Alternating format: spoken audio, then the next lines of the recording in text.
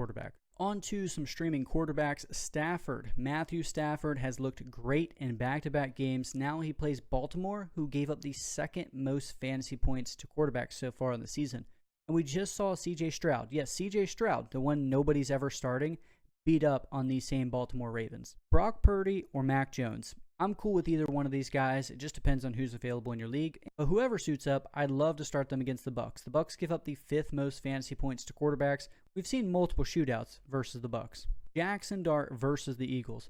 Now, the Eagles matchup isn't as bad as you think. They're middle of the pack versus quarterbacks, and Jackson Dart's rushing ability keeps his floor kind of decent. He's not a must start, but in deeper leagues, I'm willing to throw him into the lineups. Now, Bryce Young versus the Dallas Cowboys. If you play him, you've got to look away.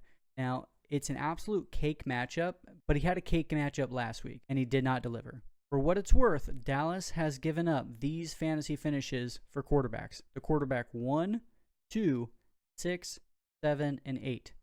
Do with that information what you will. And last but not least, let's go ahead to some streaming defenses. My